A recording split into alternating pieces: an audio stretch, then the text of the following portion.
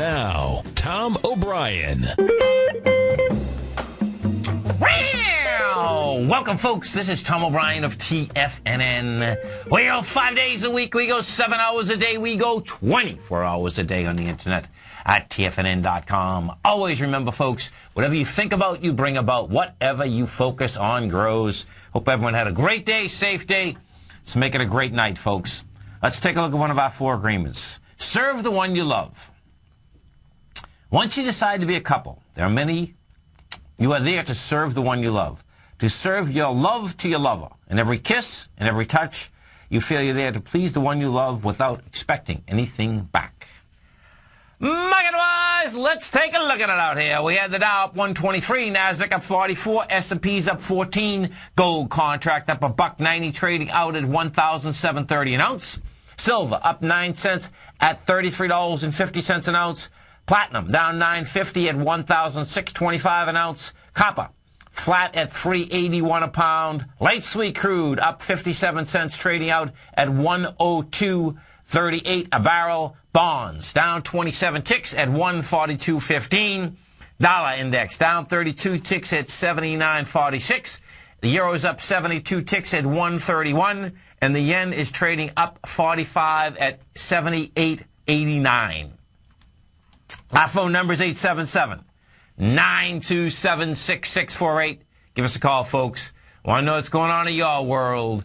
In the world of the S&Ps, let's take a look at them. What do you have? Low today was 1341.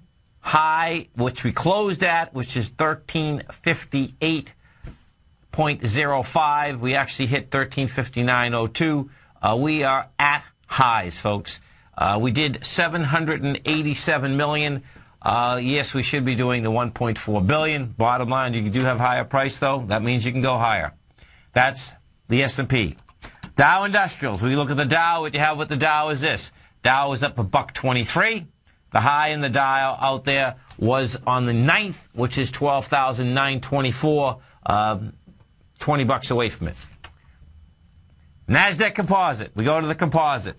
Composite out here does a 1.9 billion shares today. That baby should be banging out 2.7, 2.8. 44 bucks. It closes at 2959.85. That is over the highs. When you're over the highs, that's saying you can go higher. Now, what we have is that we're coming into option expiration. So, option expiration, of course, bulls, bears, bulls in particular absolutely have the shot to get volume in the market and bring it a leg up. We'll see how this shakes and bakes, but bottom line, that's how it's set up. Now, if we go to the SPY, look at the SPY. The SPY closed at 136.04. That little baby opened at its lows, closed at its highs, and what this actually is, and this is where this looks really bullish, no doubt, but it's not. And what I mean specifically, when it's not, I'm talking about candlestick charting and council charting. This is a last engulfing. What a last engulfing, folks, is this, and they're on all the indices. It is a structure that opens at a low, closes at a high after a large uptrend. That's the real key. The key to understand it has to be, this has to be done after a large uptrend. Because if this was on a downtrend, that would be a bullish engulfing, and that would be a bullish setup. Now, what happens with a last engulfing is this, is that it's a 2-day signal. In order to get the confirmation on it, what you would need is that you need a close under the low, under the high of today. And, of course, we'll see where that shakes and bakes. The dollar index. Let's go over to the dollar. Dollar index today had the juice. There's no two ways about it. We had the juice upside. It gave it up on price. So this is what the dollar did. Dollar got to 80.24. That 80.24, 35,000 contracts, then gave it up on price.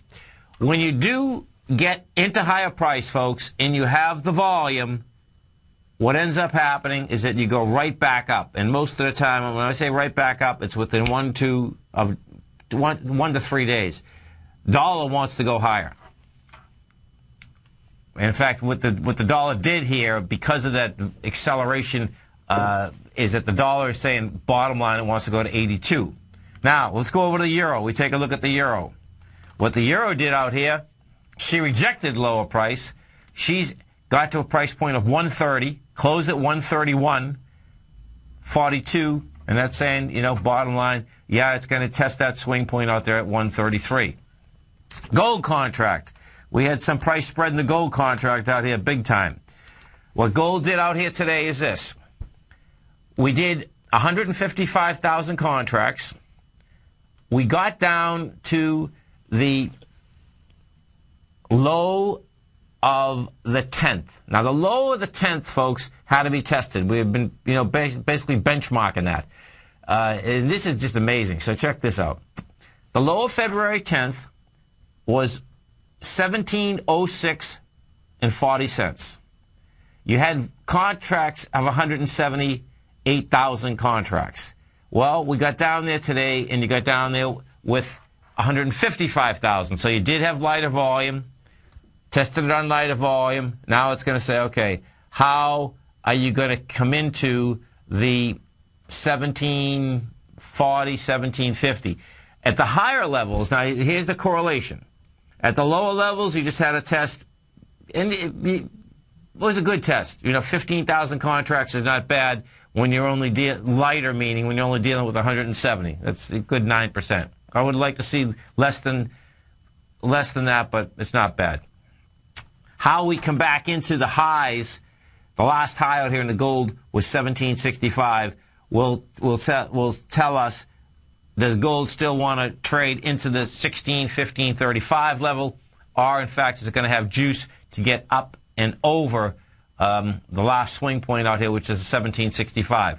That 1765, it's going to need some big juice. You're going to need a couple 100,000 contracts. Now, on Friday, what does happen, folks, is that you can get juice in the market and in the gold market. Well, you can get it both ways, up and or down. And what you can see here, which is just amazing, the broad market, the gold market, they go together. You know, gold was down big. Our futures were just flat. Dollar was up. That was keeping pressure on the market. Those numbers flipped around starting about 8:30. Numbers came out. Job numbers come out. They were good. Housing numbers come out. They were good. Bottom line is putting juice into the market. Now, let's go over and take a look at good old Apple. You're going to love this. So, Apple today. You talk about a price spread. Baby, nice big one. Apple opened at $491. Got down to $486. Closed at $502. $502, okay, happens to be inside the $496 from yesterday. So it's like, okay, you're going to go up and test that high? If you're a bull, folks, you don't want that happening. What you'd much rather, well, let's put it this way. You know, it's very well contested on higher volume, and then you're all set. Right now, what you have is that you do have a high volume high.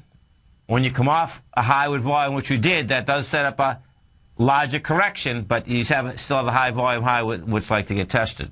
You just don't like to see them tested right away, because if you get tested right away, it loses its push. What we are going to have now, depending where we close tomorrow, we're definitely going to have a high volume week also. So that's a huge heads up. Some of the let's go to the bond market next. Bonds out here, what we had with bonds is that bonds were down 27 ticks. We're at 142. Consolidation is still in place. That's the bottom line. And, you know, the bottom of this consolidation, you know, is much lower than where we are. 139 is basically the number on the downward side. We had American Express. Well, let's go over to Microsoft. Microsoft, big juice. Took out a B point, actually. I can took a B point out with volume. So Microsoft goes up $1.21, takes out the B point, which is 30.80, and a couple different ways to look at that. 26, $4. That's a price point of 32.83, but it takes it out on volume. No two ways about it. Big Blue. Let's go over and take a look at Big Blue. IBM. Still hanging at the highs out here. Amazon. We have with Amazon out here. Amazon gapped down this morning, We gapped down to 177, hanging out at that 179. That high volume low wants to get tested. You know, today we had 12 million versus 21 million. It made it to 175. It didn't make it to 172. The way that's trading down there, I suspect it's going to make it. What you have with Amazon now, and this is important to understand, is that you have two separate gap down. Okay? When that happens, folks, okay, that's problematic. The reason I'm saying it's problematic is that you get more than one. Like even Amazon's developing a personality, actually. If we go over to October 25th, Amazon was at $225. It opens the next day at 196. Does a counter trend bounce to 217? Gaps down again. You know, it was at 197. Gap down again to 185. Gapped on February 1st. Gapped again this morning. When you see gaps like that, it turns into problems, meaning that you'll get a much larger gap. You know, Amazon's fine, you know, maybe 50, 60 bucks lower. And in fact, well, here, let me not ballpark it. Let me go pull this back up again. So if we pull Amazon back up, you got to remember something. Amazon was the first equity off the bottom in 2008. Yeah, so if we take a look at Amazon in November, you know, the market bottomed in March of 09. In November, Amazon took off at $34, went straight up to $250. Amazon wants to make its way back into 125, which, you know, when it was at 250, that seemed like a lot.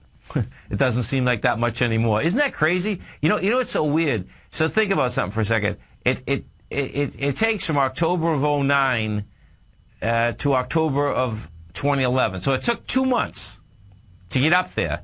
And right now, we're only off that high, October, November, December, January, February. Yeah, we're 4 months. So it took 2 years in the way up, and we're 4 months in the way down. It just gave back, it gave back 25%. I suspect it's going to give back the other 25%. Google. Let's go take a look at Google. We have a Google out here.